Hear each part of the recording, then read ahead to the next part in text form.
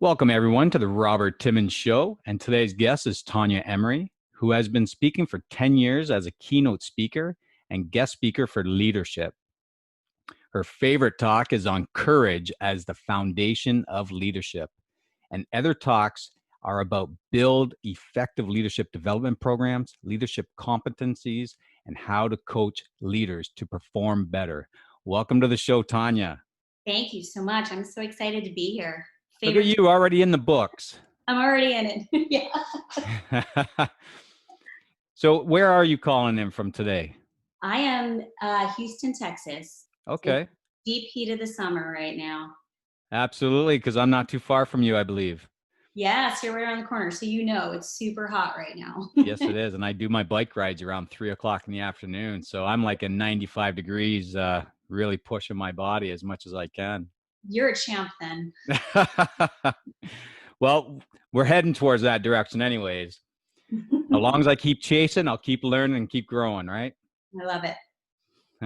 Well, let's get right into it because one of the things that we mentioned on the intro here was courage. And I really find that fascinating when we were talking about this earlier in the week. You know, how you say courage is the foundation of leadership. I would love to hear this. Well, I think you first have to start with how courage is defined. And for me, or leaders that I work with and organizations I work with, to me, courage is stepping up to the tough stuff.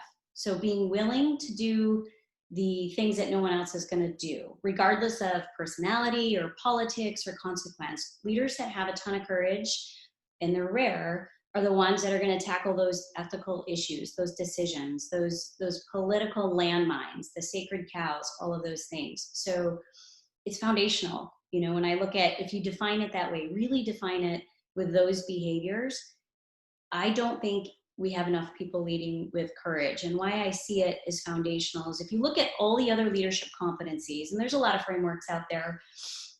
I work with a 18 competency model, but I look at all of those other competencies, and you can only get so far in the proficiency of those competencies if you lack courage. For instance, emotional intelligence. If you're working on your emotional intelligence, at some point it's going to take a lot of courage to look in that mirror and actually accept that there's some things that are going on there that you might need to change. So I see a lot of leaders get so far, but then when it gets really uncomfortable because of those fears, like that fear of being liked or the fear of failure or the fear of not being accepted, which we all face, if they don't have courage, they'll get stuck and they'll get so far. And that can be applied with personal credibility. There's some leaders out there that are trustworthy and ethical, and then the really tough spot where they need courage, if they can't step up, everyone sees it, they know it, people are watching us all the time when we lead, their credibility actually goes ticked back. You know what I mean? Like, people are seeing it, and then they might not believe in that leader the way they used to. It's only when So the really tough stuff. it's kind of like, I have a 3-year-old child, so I kind of see what you're talking about right now, where I have to be the leader for Mm-hmm. that little boy, but yet he's testing and testing and testing to see where I break. Mm-hmm. And then he finds the weakness, and then he pushes that weakness more and more and more. Now, do you see that in the business world with these leaders? Do you see the people under them that they're supposed to be leading, testing and seeing, and is that how they're finding that weakness and credibility? Oh, for sure. I think I look at, that's a great analogy. Leaders lead their kids the same as parents. And then the other departments you work with are like siblings. So those rivalries, and it's the same. You got to be able to step up to that. And people will push you. Your employees will push and test. Other colleagues will push and test. The group think, kind of the organizational system, will push and test. Everything's always trying to get back to a calm status quo. But it takes courage to continue to push to that outcome when it gets uncomfortable. Now, how much of this courage is ego?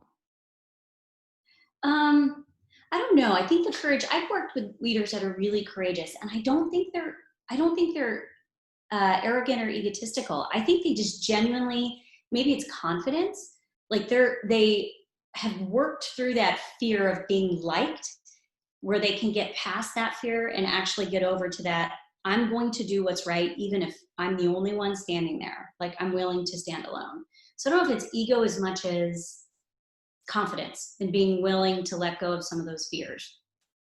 Very You know, cool.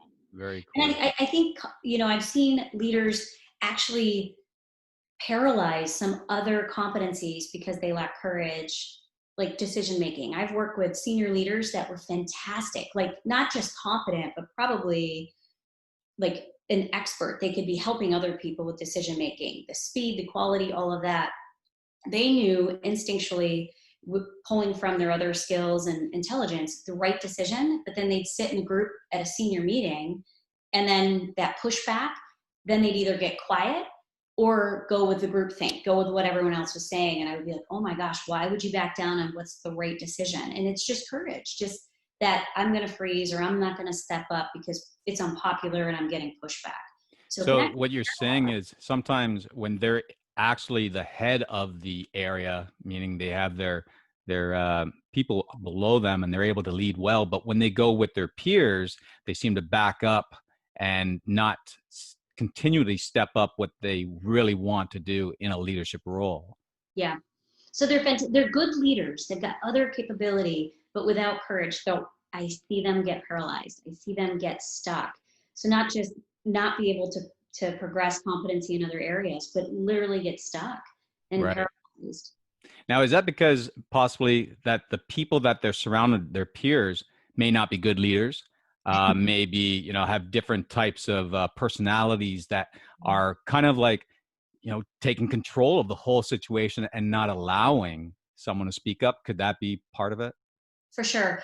When I work with groups, particularly at the senior level, there's usually only one or two that have that courage and everybody knows it, and it can make the others feel uncomfortable. So those that are actually not willing to change, or it makes them really uncomfortable, or they don't want to go have that tough conversation. At the senior level, you're making decisions that impact the whole organization. And those are the tough ones, which is why you make more money. Hmm. So there might be other people at the senior table that don't want to actually go deliver that bad news. And I imagine it's happening all over right now when organizations are doing cutbacks and layoffs and pay cuts. Somebody's driving some of that decision. And I would bet there's courage, and there's going to be leaders that are like going to hesitate in making that decision, because at some point it's going to take courage to sit down and, fire someone that you might have a great relationship with, or cut back someone's pay, or not pay out a bonus. So right now more than ever, I think leaders need that courage, because it is about performance. Like, we exist as leaders to perform. We're moving a group of people towards outcomes, to get those outcomes, and that takes courage. Oh, absolutely. I agree with you. And we are in unique times that, this isn't just a localized thing. This is a global issue going on right now. And hopefully it turns out good soon. I know there's going to be a massive ripple effect here, but yeah, so that's awesome. Courage, I find courage to be a very strong character in a person. And that courage, I believe we all have it within us.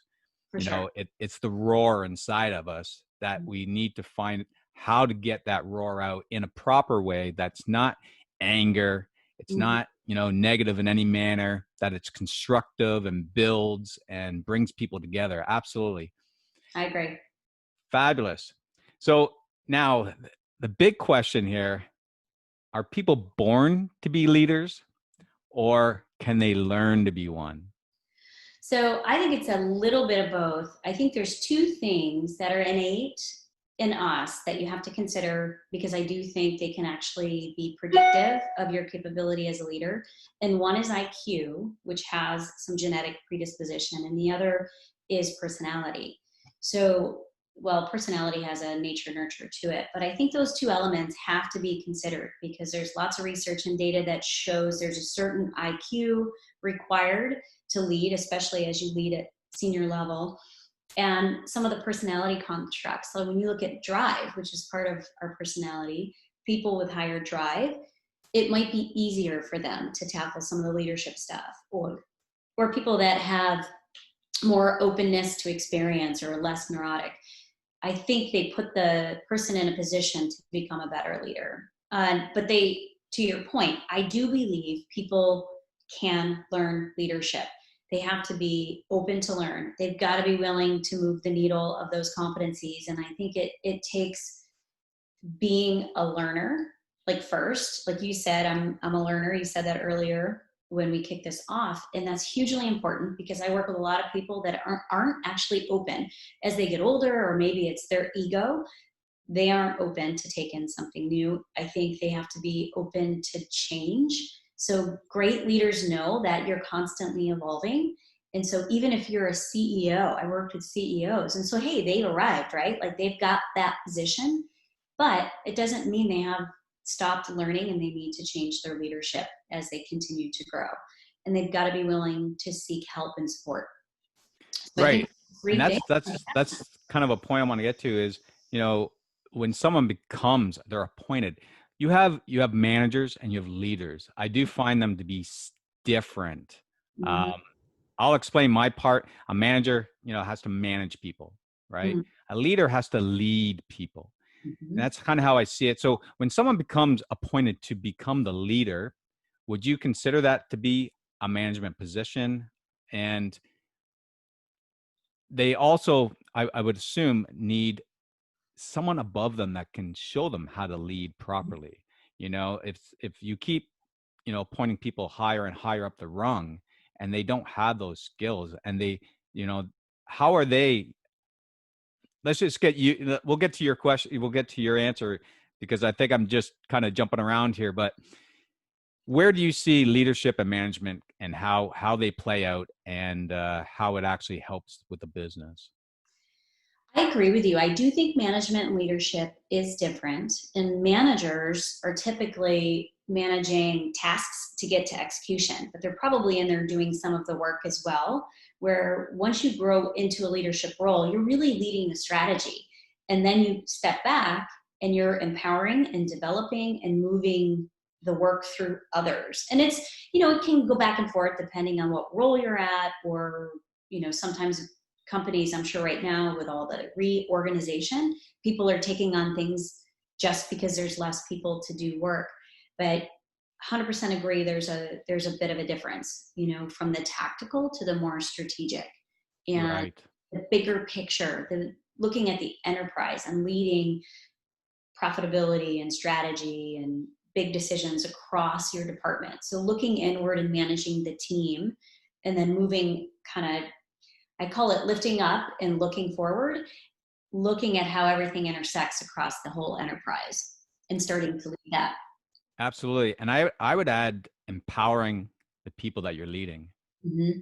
which would help execute your plan, For sure. right? Because I guess you would see who would be, who has the qualities Hmm. of like some areas that you really want to push harder.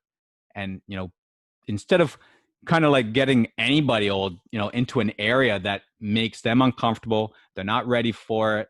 A leader would look at that and say, okay, we're going to put you over here. We're going to put you over here. It's like you say, it's going to be a strategic kind of play, Yep. where a manager would just push anybody, or not really know how to push someone properly, and just push the wrong person, maybe right out the door, Yeah, because for they sure. put them in the wrong position. They put them, where they were uncomfortable, not ready, whatever it is. I Mhm. see that played out quite a bit. I do see a lot of managers not being leaders. I don't see a lot of leaders. I And when you don't. do see a leader, it's like incredible. It's rare. And I It say is. that, and I'm not always a fan popular for saying that because it's so honest, but I do have a lot of courage, and I don't need to be popular and I don't need to be right. I just look at what I see, and I don't see, if I were to look, I could probably count on my two hands in my life the great leaders that I worked for or worked with. And it's unfortunate because there's hundreds of people, thousands of people in leadership roles.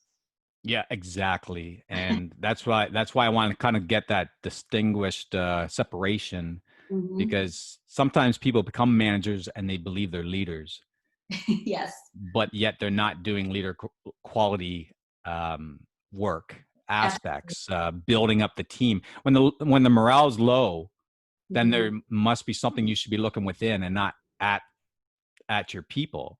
Absolutely. because you're the leader. That's right. I always say, I use the analogy, and I'm not a sports person, but I always come back to this, is being a great leader. I do not understand why we don't look to professional sports. And when a team continues to lose, they fire the coach. Always. They don't go fire Yep. all the players, they fire the coach. But in organizations, they fire the players. I don't get Absolutely. it. There's so much truth in that. I agree with you 100% on that. And that's true. I've been around the block quite a bit, and I've seen a lot of people above me that didn't, push us properly.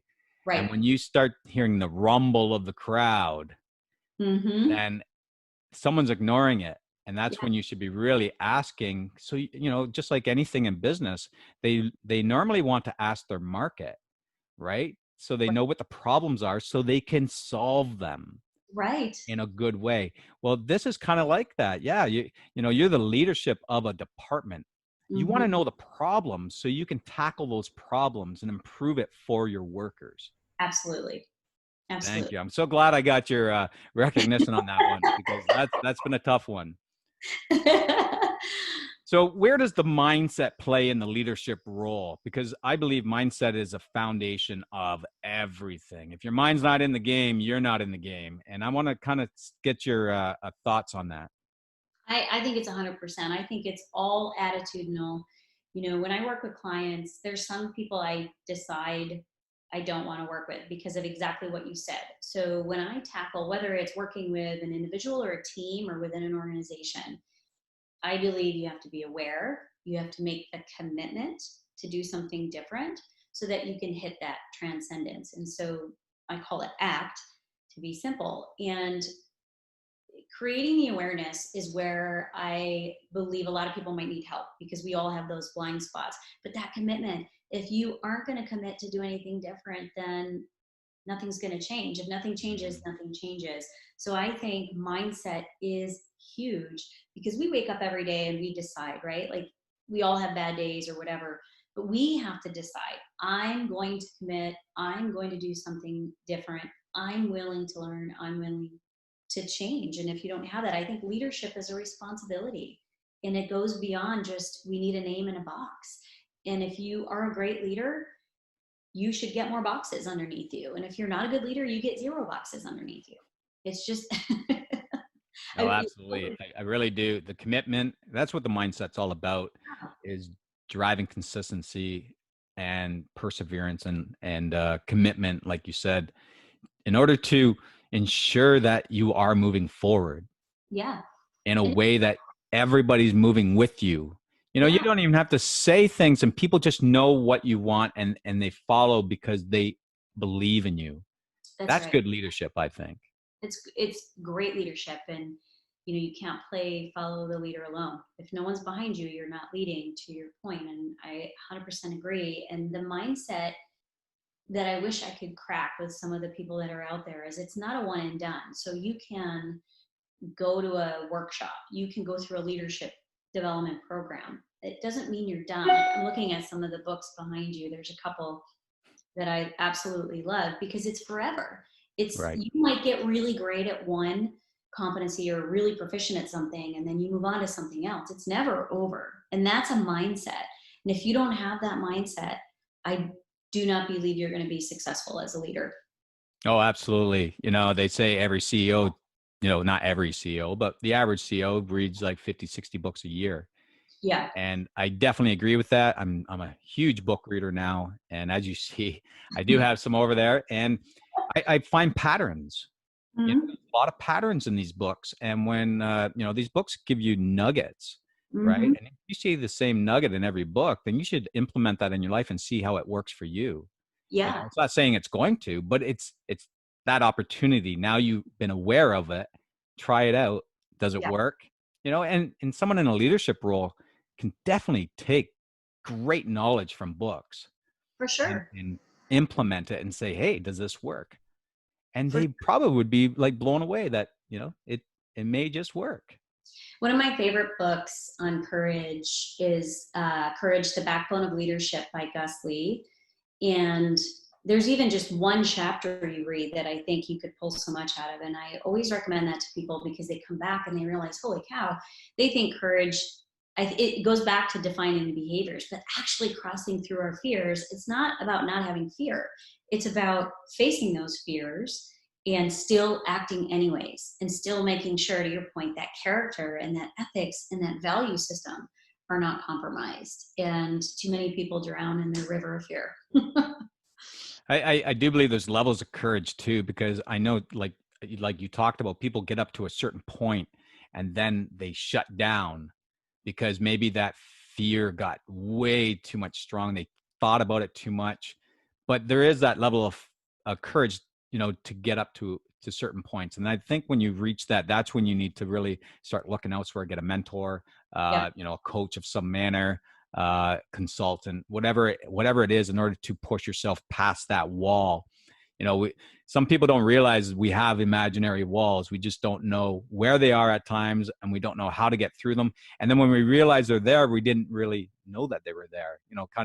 It's such a hidden area that we can improve consistently. I agree. And I think it's with leaders, I see they usually get more comfortable, courageous down because you're in that role of authority. It's a little harder to do it with your colleagues, and it's really hard to do it up. So they usually get their confidence as a leader with their courage because they have that authority. But once you lose authority and you're leveraging influence, and then you're just leveraging character, when you go up and then up to up to up and skip up, and that's tough. Yeah. Yeah, the last business I was involved with, they talked about the more you got up, the more you had to kiss butt and Oh, lie, and you hear a lot of lies, and it's like, how do you run a business when you're engulfed in such stormy weather, in a sense? yeah, it always amazes me the profit that still churns in those scenarios, because I've worked in those too and sat at some of those executive tables and been the lonely voice. And I'm like, how on earth are we here? Like, in it, Mm. you're right. Those systematic patterns and group behaviors are fascinating, but also sad when you're thinking like it's not a nonprofit. You're here to make money, but sometimes you get a group of people together and they start feeding their own egos or each other's egos or these alliances to protect certain things, and you lose sight of the objective. Right. You're there for performance. And you just see how amazing it would be if they did go strictly with the leadership qualities and Mhm. then constantly improve and empower their team. They would Yep, make a well-oiled engine, right? absolutely. Absolutely. And if we can just cut off the heads of these people that are creating these alliances to hold their own jobs, like, that's fear. Yeah. If you're doing that, that's fear. And you're not really helping the company. You're not helping yourself. You're not helping people below you, you know? Yeah. So it just blows my mind that I do see that. It is reality out there, sadly. I always say, like, if you can't afford a leadership development program or you don't know where to start, I'm like, just fire all the really crappy leaders first. It sends the best message. It would put a lot of fear in the water there, for sure. Oh. So what are your thoughts of someone being brought up through the ranks of the business? They come from the bottom, they've been brought up, placed in leadership management roles with no proper training. What are your thoughts on that? What have you seen? Do you know any examples that you've witnessed, how it played out, positive, negative? Yeah, well, first, I think it happens way too often. I think I call them one of the big three BS excuses of why you don't do leadership development well. And that's, you know, either whether, oh, they're technically great. That's one of the biggest excuses. They're good technically. But if they suck as a leader, then you can't put them in that role. So it's happening way too often. And whether it's, hey, we're moving so fast, we're too busy, we don't have the right talent pools, we don't have the money for leadership development. I mean, there's tons of excuses out there of why people continue to put bad leaders in leadership roles. So, I mean, that's my first thought. It's still happening way too often, and it's all fixable. You create leadership pipelines, you do those talent strategies where You look at your business plan and your business strategy, and you predict how many people you're going to need, and you go build that. And you create those leadership standards and expectations. So, I mean, at minimum, if organizations would simply just tell people why leaders exist, which is for performance, and what's expected of them, that would be light years ahead of where a lot of companies are. And the second thought I have on that is companies that are doing it, dare I be this courageous to say, is a lot of the training sucks. It's not actually leadership development training. I've seen programs where they're being trained on how to approve payroll or how to push through a PTO request or a vacation request. I'm like, that's not leadership development. Or let's train them on employment law, or let's just the craziest stuff. And then they'll say, well, we're training our leaders. I'm like, well, no, that's administrative. Those are the administrative jobs as a leader, and they need to be educated on that, but you can do that in a 60-minute online training. Leadership development is about building those individual competencies like emotional intelligence and courage and resilience and credibility, and those team competencies around collaboration and communication and developing a team and decision making and strategy and service delivery. I do not see the programs actually training that and bringing those outcomes. So I think that's my second thought. And the last one is having organizations need to have the courage to wait and actually not put someone in a role. Reorganize. Again, go back to, if you're really good at leadership, you get more boxes. If you're not good at leadership, you get 0 boxes. And sticking to that standard. Wait, or give them support. But too many times I hear, well, we know they're not a good leader, but Yeah, the big but. But That means nothing just happened was said right. yes. We'll rewrite it after the but. We'll try them out for another year. Let's see what happens. Oh, in the meantime, people suffer, right? Oh, absolutely. Or they're a really good person. I hear all the time, well, he's a really good guy. Oh my goodness.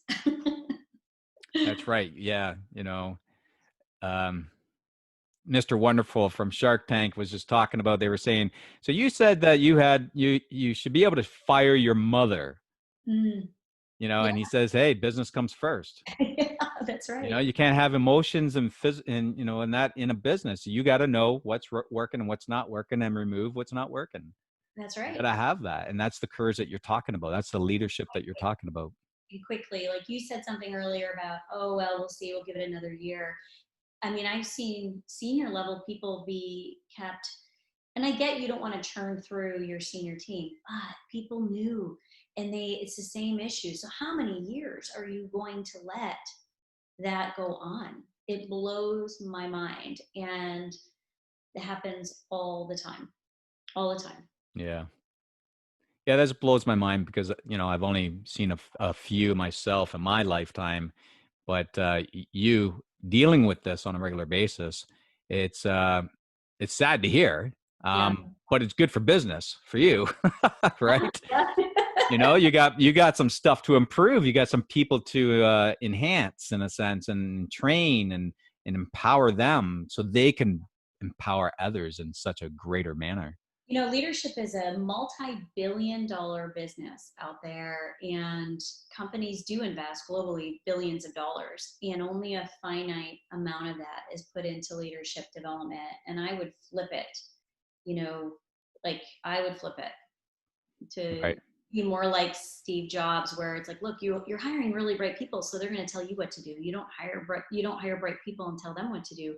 And if we took all that money that we're investing in training, the training is the multi-billion, we are hopefully bringing in and recruiting people that can do the job. So then you can put your money into the leadership capability if you have it. We shouldn't be bringing people in and then training them all the time. Like, you should bring them in pretty proficient, to get Right. them running. So when I say flip it, I just mean look at all the training. And if your training budget is weighted so heavily on job training, unless it's safety or regulatory, man, we should be putting more into our leaders. It's a more complex job. Absolutely. We need good leaders out there for sure. I agree with that 100%. So for our listeners, do you have at least 3 tips that you can kind of help them to become that badass leader? I watched one of your videos. I heard you talk about the badass leader, and I would like to know a little bit more about this badass leader and maybe some tips that we can take away from it for sure. For sure. Well, this is, I have a private Facebook group for my badass leaders, and, to get in, that's the criteria. I have 3 criteria, so I'll share that with you because I think it goes across what our discussion is the first one is you really have to be a lifelong learner. And I'm not like, because that's the cool thing to say, or that's what you want to tell your boss is, oh, I'm a lifelong learner. I mean, truly being that lifelong learner means you never stop and Right. you're always willing to take on something new. And it could be something that isn't even leadership. Like you could learn marketing strategy, or you could learn something technical with systems. It doesn't matter, but really truly opening yourself up to, I am a learner. And the second one is being open to change. And so this sounds super simple. Everybody says that. But the truth is, our resistance, our natural human resistance to keep a comfortable status quo is real. And the arrogance that people face, the higher they go and the more money they make, that they believe they're done because they're hitting a certain pay or a certain title. So really being open to change and not letting the resistance and the arrogance get us caught up. Like, because we all have stuff and we all should be working on those 2 to 3. I always tell people, you should know your 2 to 3, those 2 to 3 development gaps all the time. And the last would be being willing to work within the context and knowing what that structure is. That's why I like to use a competency framework, because there's 18, it's a lot, but leadership is complex and it's hard. But everyone can look at those 18 and pick 2 to 3, because I've never met anyone fully capable, competent, or have a strength in all 18 and then have that support. So, it's being a lifelong learner, being open to change, and being willing to work in context and have support. Like, you have to have the right support. You can't, whether it's an accountability partner or a coach or a mentor or a group of people that are learning with you, or a mix of all of that, you have to have support, because it's, when you're developing, it's hard. You're trying new Well, things. they say build a team. And if Yep. that team is to keep you accountable, that team is there to keep you learning and keep you Mhm. holding to what you've committed to, Mhm. then we all need it. We all We need all it. need a coach. We all need a mentor. We all need, to build a team that makes us shine the best we can. People are usually shocked when I tell them, eh, I don't know if it's like, so I've been doing this a really long time. And, as a psychologist, people get shocked that I tell them I have a coach. I'm like, I've always had a coach, because I have my own stuff too. And just because I drive this stuff and I help organizations with this stuff, or I'm a coach to people, doesn't mean that I don't need my own gut check. And one of the things that I won't, because I am a lifelong learner and I want to be great at this, I have to do the work myself, it's, I got to go in for oil change once in a while. Oh, absolutely. How do you learn if you're not, you don't have someone to helps you reach for the next level, Right. And right? Because you can't do it yourself. my What's coach, that? my coach is hard on me. He pings me between the eyes, and we have a very wonderful relationship, but there's times I get off my coaching calls annoyed, and not with him, but just annoyed because I just got told something that doesn't feel great. And Mm, I'll toss and turn a little bit at night. And then after I put my big girl pants on, I realize, all right, well, what I'm annoyed about is he's right. And he asked me some questions that made me exactly. think about things I got to be better and do different. So just want to be better. Oh, That's absolutely. want to be great. No, those are great tips. And it's so true. If you stop wanting to be better, Mm-hmm. you've stopped growing. You've stopped learning. You're stuck in this bubble that really soon depression comes, like, all that down spiral happens. We're meant to grow. We're meant to lead. I believe we're all meant to get out there and be, we all empower others in some manner. And we're talking about leadership and business. And definitely you have a responsibility to Mm, be the best you can in business, to not only for the business, for the people that you're serving, That's right. because you're serving those people. You're not the Mm-hmm. owner of them. You're not, you're not the boss of them in a sense that they have to do what you say. You're in the boss with them, that you want them to be the best they can be. That's right. And that's why it's all about performance. And I think I'm not knocking anybody out there who's trying to make a genuine difference, but leadership isn't as fluffy as some of this multi-billion-dollar stuff that's going out there. And I believe in all of the emotional side of it, but it is a business. So when your box is on the top, all of those boxes underneath you, your number one objective is results and moving that group to those results. And so you can never lose sight of that. So I think sometimes we're doing that. It's engagement is huge, but the number one thing that engages people is working on stuff that matters. They more and more and more and more and more data continuously says the same thing. People want to go to work every day and contribute value. Right. That's the work, that's the result. And so we have to stop doing the pizza parties and birthday cupcakes and stuff. Like, that stuff is fine, but that's not engagement. The engagement is, let's make sure that everyone comes to work and knows what their work is and how it's contributing, and it's being measured. People want to win. Again, back to sports, is the reason why sports teams are so effective is there's a scoreboard on either end of those stadiums all the time with a timer. And we don't do that enough in organizations. We have to be keeping score. There is no participation award. Like, everyone's got a role. Like, if you're in hockey, everyone's got a role on the ice. You get penalized when there's too many people on the field. We got to take it back to performance. Absolutely.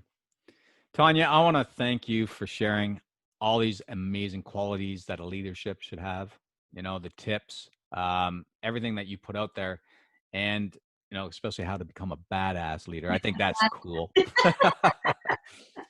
If everyone can just please share the knowledge that you heard today from Tonia's key information, reach others to help them become badass leaders as well.